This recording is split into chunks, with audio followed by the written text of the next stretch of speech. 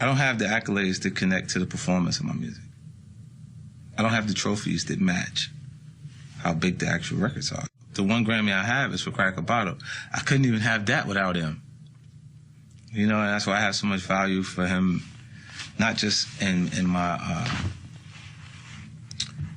career, just in my life, because he's a guy that, one of my best friends, because I can trust that he's going to be honest with his constructive criticism when it's time to listen to the music before it goes out. He's the only person that did things that I wanted to do. He had the Marshall Mathers LP with 23 million records sold with flags all around the plaque, and I was like, yo, I want that. I want that kind of success. I was just basically extremely nervous, you know, last year getting on the Grammy stage, and he was just like, man, you know, he's like, just enjoy it.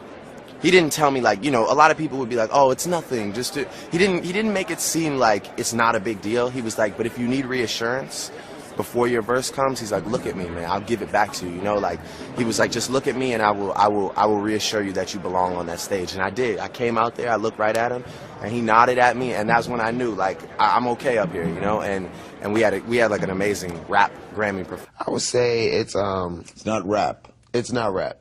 It's a lifestyle, it's a culture, and it's for everybody now. You know what I mean? I feel like back in the day, more rap was just for a certain type of person. You had to go through certain things. You had to know certain words and criteria to be in the rap scene. Was it originally black? Yes. Now it's everything. It's everything. Yeah. My kids listen. Yeah. There's a lot of man. One of the greatest rappers is EMINEM, and he's white. You know what I mean? Yeah. So it's like, not only the color has changed, but just the thought process behind it. Another question. Game, what do you think of Recovery? Classic. I love it. Yeah. Em's back? I mean, Eminem is Eminem. If you notice in hip-hop, Eminem is the only rapper that nobody ever wants a problem with, including myself, man. Eminem is like the most lyrically insane. Even when I was going at 50 and, you know, me and Dre wasn't seeing eye to eye, man, I stayed away from the white dude, you know, because he a problem. You know what I'm saying? I understand it. You know what I'm saying? Like Eminem, I don't think it's a rapper he won't slay. And you don't even want a war with Eminem. You know, he crazy. Em is nasty. Okay. I don't care what color he is. I don't care none of that, man. You know what I mean? You know, real artists respect real artists, man. And especially like a conscious artist that sits down to write. Mm-hmm. And when he hears another artist that sits down and does his writing, and he know, brother, nasty. You know what I mean? Regardless, you can't take nothing away from his thoughts and his pen. Okay. You know what I mean? And Em is nasty, man. I tell people to this day, if M was black, he'd be if M was black, he'd be the next Muhammad Ali, man. Unreal. What was that like? I mean, you gotta, come on, I'm a fan of, you know, hip hop, so you gotta give us something. What was that like collaborating with him? Eminem he just is, right? He's like, I mean, we went out on a whim and just put it in the air, you know, that it would be great if M would collaborate with us for Pink Friday, and I didn't think it was gonna happen. I mean, I remember we kept talking about it, and I kept thinking, I really was saying in my head, I know it's not gonna happen, but you know, it doesn't hurt. So I sent him one record, and he didn't love it. And did that hurt your feelings to have Eminem say no, okay. No, because he didn't say, you know, artists talk to artists differently. He didn't say I didn't love it, but he just said, could you send me something that's a little bit more me? So I understood that because I'm an artist and I've had to say the same thing to people. So I remember I sent an email back and I said, you know, I want to thank him just for saying that, just for having enough respect. Because some people, like, you'll send them and you'll ask them, you know, if they would work with you, and sometimes they won't even respond or say anything. But like with M, he had the respect at least to treat me like a peer and say, you know what, I think it's dope, but I don't think it's me. And I just was like, I respect that so much. Social media is that you try to sound like Eminem, and I know he's an influence of yours. Is that a compliment or an insult? Because no rapper wants to be considered an imitator. Yeah, I take it as a compliment because I'm a student of the game first. Before I jump to any type of booth, you know what I'm saying? I know my history well, you know, from Eminem albums to Pac albums to Dre to Snoop. So, you know, they hear elements and different pieces like that, then, you know, so be it, because Eminem is, you know, one of the greatest of all time, and nobody can take that from him. Mm-hmm. I can't take it. New artists can't take it. No, nothing. That boy wordplay is out of this world, excluding the fact of whatever racial color or hip-hop is hip-hop, and he got it. What's and Eminem call you? You can only work with one or the other. Who do you pick? Didn't even let me finish my sentence. Yeah, I'm sorry. Jay-Z is incredible. I hope I get the opportunity to work with him, but Eminem, because he's going to rap. So I got to make sure I do my best to keep up. Okay. Jay-Z, that's just swag. That's just having a good time. You know what I mean? So.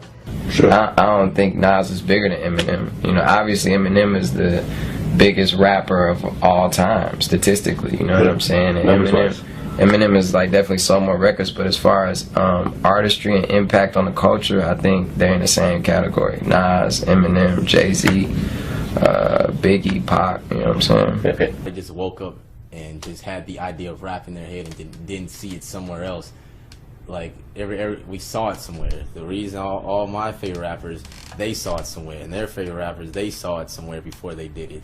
And I saw Eminem doing it. I saw rappers like Crooked I do, and I saw a lot of people. But Eminem was the one that, like, he was the one that I wanted to be like. When I heard his music, I'm like, man, this dude, I relate to him a lot, man. Like, this is he was my role model. You know, that was the rapper that stood out more than any other rapper in the rap game. I didn't really like rap that much until he came in the scene. So, yeah, I have a lot of respect for the dude and the stuff he said. He was just dope. I don't think there's any rapper that's better than Eminem, and I want to learn from the best. So I listen to his stuff a lot, and when you listen to somebody a lot, it's just like natural. You just start to sound like them. You have characteristics in your music that they have in their music.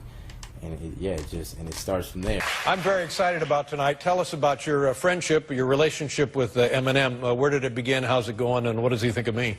Yeah, we did a song on my album, Blueprint, the first one, because I got like a lot of them.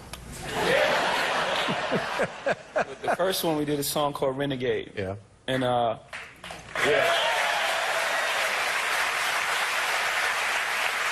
And it was really good. It was really, really good. And what the tours strike? It's not a tour. You make really good songs, you become friends. Yeah, it's a. And with me and my brother Chris Calico on it already, and sending our verses to M and hearing him say, "Man, Calico killed it. You guys killed it." That's like the best rapper telling you that. You know what I'm saying? So your head is already inflating. Like y'all was dancing in the studio. You was just in there, ooh, back to your b-boy days. You know what I'm saying? Yeah, bro. It was like it was validation. Now, keep in mind that we already knew that we were MCs. You know, we always known that we just murdering everybody for real lyrically. But to hear it from the guy that murders everything, you know what I'm saying, is a smiley thing. You know what I'm sizzling? It's a happy as thing. You see that? You know what I'm saying? That's why we got it. Yeah. Let me tell you something, man. From my own opinion, the greatest rapper alive, and probably there ever will be, is Marshall Mathers. You know, and I swear to God, I'm not saying that because I was saying that before I was signed. You got Eminem, who's been in the game for so long. What's it like to be invited to be on a tour with him, and what's it like to tour Australia with him and be, I guess, friends with Eminem? Well, man, for me, I'm sure for him too, but I speak for myself. I'm such a huge Eminem fan, and especially from his first 3 albums, I was like all the way in. You know what I mean? I'm still all the way in because he's still amazing. But, you know, that was a point in my life, a very pivotal point in my rap career, my rap. My first song I ever made was literally just biting Eminem and Nas. Yeah. You know what I mean? If you go listen, you would hear both influences. And I feel like when you start rapping in the beginning, you really just take all your influences and you just rap like them until eventually you become who you are from all these influences. And it's a melting pot, right? Yeah, Eminem was a main ingredient. So to now be on tour with him years later, they invite us out, it's like, it's a crazy feeling. You know, it's a huge honor.